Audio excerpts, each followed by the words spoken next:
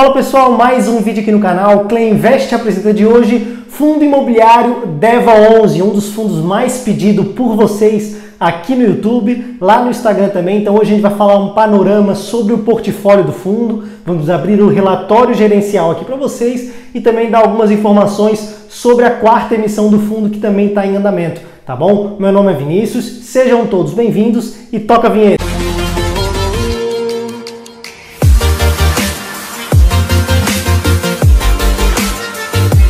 Fala pessoal, já estamos aqui então na tela do computador para a gente fazer uma análise breve aqui do portfólio do fundo. Então a gente vai abrir o relatório gerencial, como a gente costuma fazer todos os domingos, tá? Então a gente vai abrir o relatório gerencial do DEVA11, um dos mais pedidos por vocês aqui na página, tanto lá no Instagram quanto aqui no YouTube, e também vamos falar sobre a quarta emissão de cotas que o fundo está passando. Então está em andamento, já perto para o final da quarta emissão, então a gente vai falar um pouco sobre os dados dessa emissão também, tá bom? Então, antes de começar esse vídeo, antes de começar a ler o relatório inicial, eu peço que você, se ainda não tiver inscrito, se inscreva aqui no canal, ative as notificações, que isso ajuda muito a gente a crescer cada vez mais e alcançar mais pessoas que precisam desse tipo de conteúdo, tá bom? E agora, falar um pouco dos preços do fundo, né, do preço da cotação do fundo antes de entrar no relatório gerencial, aqui pelo Status Invest. Então o fundo ele fechou sexta-feira a 104,68 centavos. Isso representa um PVP aí de 1,06, ou seja, 6% de ágio, 6% acima do valor patrimonial. O que a gente costuma falar para fundos de papéis, tá? Evitar comprar numa sobreposição muito grande do VP, né, que é desse valor patrimonial de 98,82.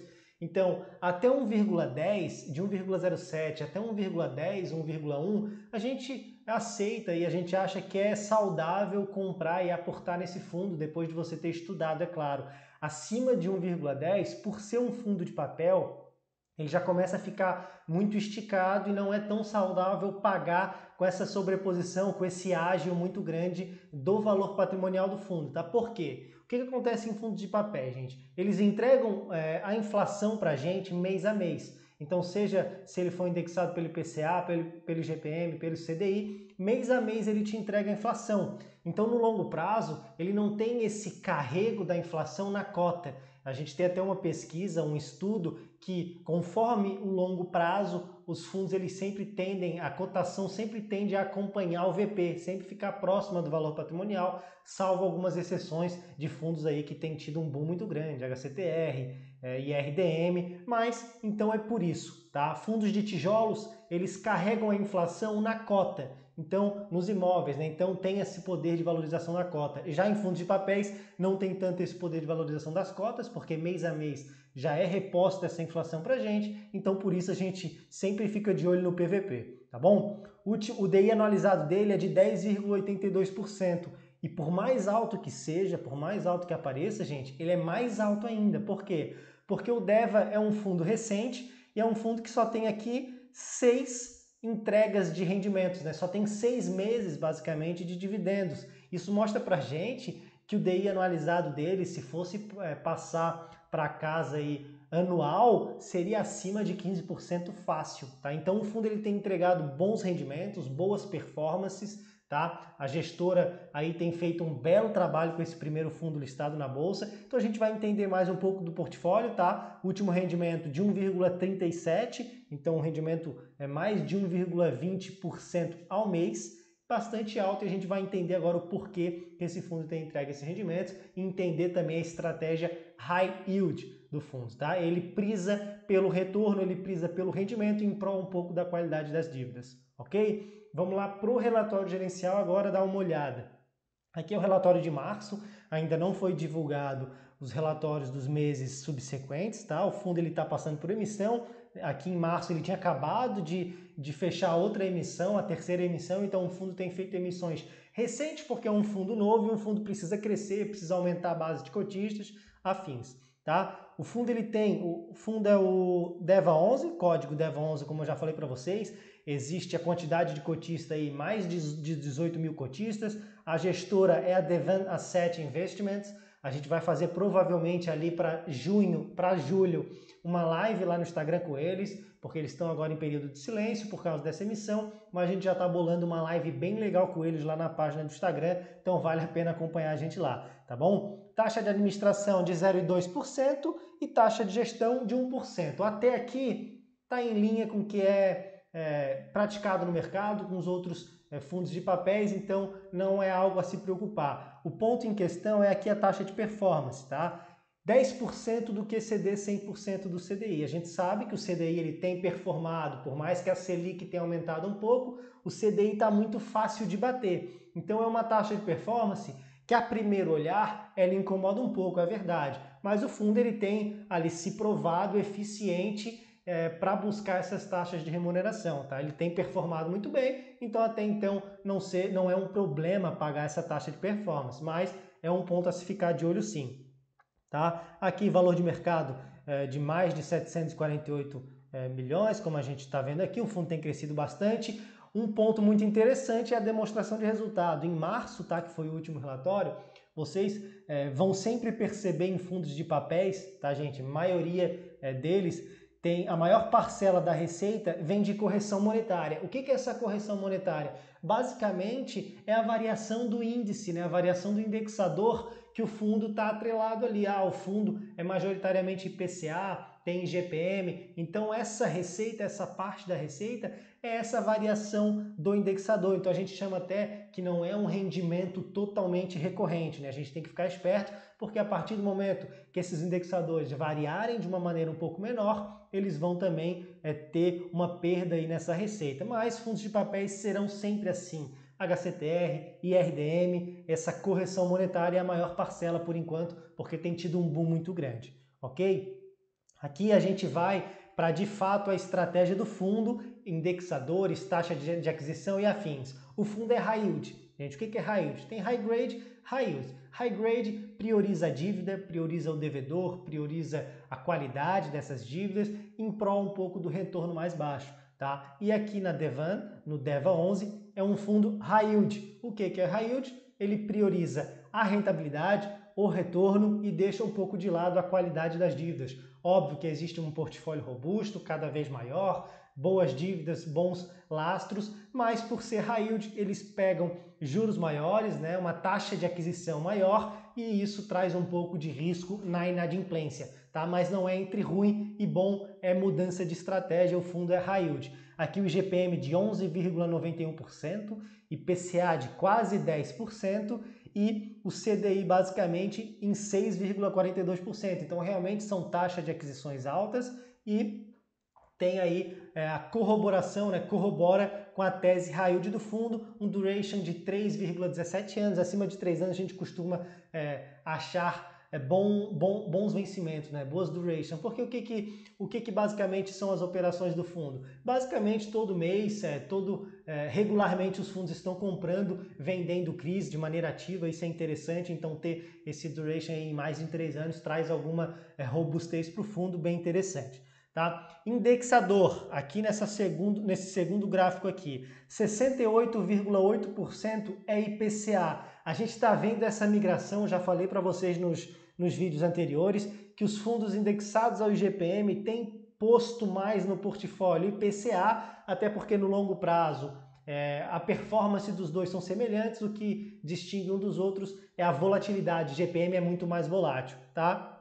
Então 68,8%, indexado majoritariamente pelo IPCA, mas vem aí bem acompanhado em quase 30%, 27,6% em IGPM. Então realmente ele já justifica um pouco do porquê dessa rentabilidade tão alta, porque é um fundo que estava até mais indexado antes pelo IGPM, então por isso o IGPM variou mais de 30% nos últimos 12 meses, por isso o fundo também tem entregue bons retornos, tá? E vem acompanhado logo depois de 2,5% em CDI. Um ponto que eu acho muito interessante, 65% aqui é CRI, né, 32% em caixa, mas é por causa do relatório, foi só em março, já teve alocação desses recursos em caixa, tá? E agora com a próxima emissão também a gente tem que ficar de olho na rapidez dessa alocação que a Devan vai disponibilizar para a gente. Aqui, na subordinação do CRI, o que eu acho muito interessante? A gente sabe, né, naquela tese de que as subordinadas elas são sacrificadas primeiro, então elas têm um risco maior, tá? Mas aqui 48%, sublinhei aqui para vocês, é cotas sênior, né? Subordinação sênior, que são as últimas a serem sacrificadas, e isso traz aí uma segurança bastante legal, uma composição na carteira bastante legal pro fundo. Ok? Depois única 39%, mezanina 3%, subordinada 10%. Aqui os setores. O setor corporativo vem bastante indexado no fundo, tem 35% do setor corporativo, isso é ok para uma tese para dar uma robustez, uma tranquilidade e segurança para o fundo, tá? Por mais que 25% e 28% é loteamento e multipropriedade, né? Resorts, isso traz uma robustez maior para o fundo, são ativos e segmentos mais complexos, mas a Devan tem aí feito um portfólio, um remanejo aí, vamos dizer assim, bastante interessante, tá? Em quesito região, não vem muito ao caso, mas é bastante diversificado também. Tem um pouco de fundos imobiliários no portfólio também, tá, gente? Esqueci de falar isso para vocês, mas 3% basicamente é cotas de fundo imobiliário. Tá? Agora vamos um pouco pro portfólio, né? Para essa lâmina de CRIs do DEVA 11. O que eu posso dizer para vocês que eu acredito ser interessante, que eu olho assim de relance para vocês? A maior dívida do fundo representa apenas 6,6% do PL, né, do patrimônio líquido do fundo. Isso é super ok, não tem uma exposição muito grande, uma representatividade, então não tem aí uma causa, se tem inadimplência nessa dívida, o fundo todo vai por água abaixo. Não, tem uma representatividade pequena, tá bom? Outro ponto, olhar aqui no quesito duration, a representatividade do PL, então sempre fazer esse paralelo, né, gente, para a gente ver qual que é a taxa de aquisição, qual que é o PL do fundo, sempre em relação, tangenciando essa porcentagem de PL do fundo, eu acho bastante interessante. Tá? A razão PMT, algo que eu acho bastante interessante, que o Felipe Fiz lá do Instagram comentou muito bem, que aqui a gente sempre observar se está maior do que a limite. Quando está maior que a limite, tem essa gordurinha para queimar, não está descasado. Quando está descasado, esse pagamento limite atual é quando está abaixo o atual. Então, poucas aqui estão abaixo, tá, gente? Que eu observei, essa de 117 está abaixo, essa de 127 está abaixo, mas a maioria, em suma maioria, está acima, razão PMT, isso é bastante interessante, tá? LTVs, os que estão especificados aqui, também achei muito interessante, porque o loan to value, né, a garantia que é dada, até existe um consenso no mercado que até 60% é bem saudável, é tranquilo, não é algo alarmante, e aqui os que são dispostos para a gente tem 35%, 48%, 53%, 41%, então basicamente tem dois acima de 60, tá? Só esse 69 e esse 95. Então é mais um ponto positivo, lembrando sempre, olhando para o paralelo, né, de quanto representa para o fundo. O 69 LTV representa aí só 1,5% do fundo, bastante interessante, tá? Outro ponto que eu queria falar para vocês, aqui são os ativos de portfólio do FI, então são as cotas de fundo imobiliário que o DEVA 11 tem, que tem basicamente aqui VGIP indexado ao IPCA, também temos vídeo aqui, VEGIR, temos o JSRE, Fundo de Lajes Corporativas, CANIP da Quineia, também de recebíveis.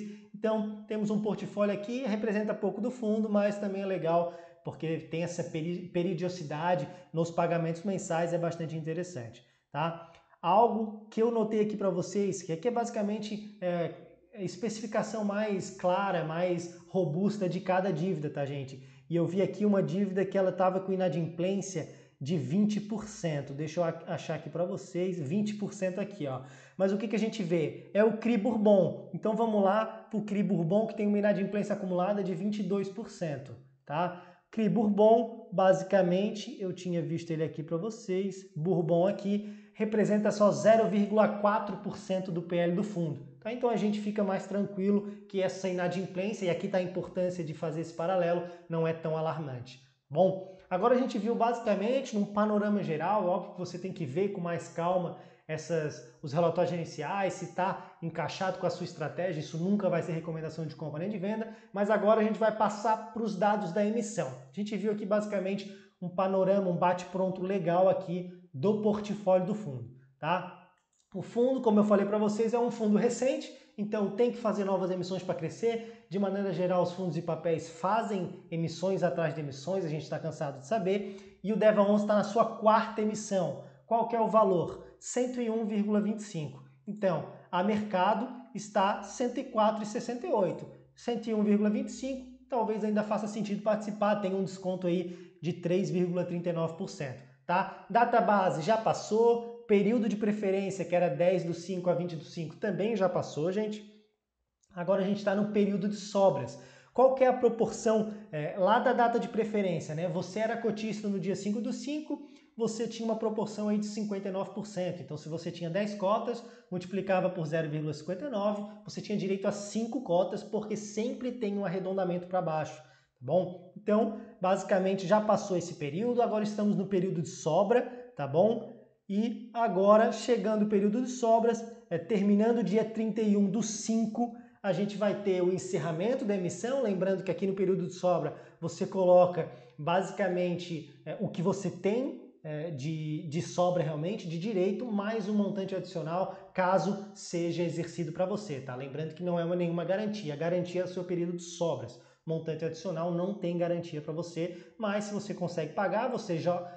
tem o direito a 5 cotas no direito de sobras. Tem como pagar 10 você? Então bota aqui que é 10. Caso tenha essa possibilidade de montante adicional, vão te deixar 10. Caso não, vai ser só as 5 que você tinha direito, ou 7. O 5 é resguardado porque é seu direito, tá bom? Então dia 31 acaba, encerra, aí a gente espera a integralização e aí sim o fundo, essas novas cotas que você subscreveu serão integralizadas na sua carteira e você terá direito aí a negociar no mercado caso queira, tá bom? Lembrando aqui o que eu queria salientar para vocês. Tá, gente? Deixa eu ir lá para o início para ficar uma tela bonitinha. O que eu queria salientar para vocês?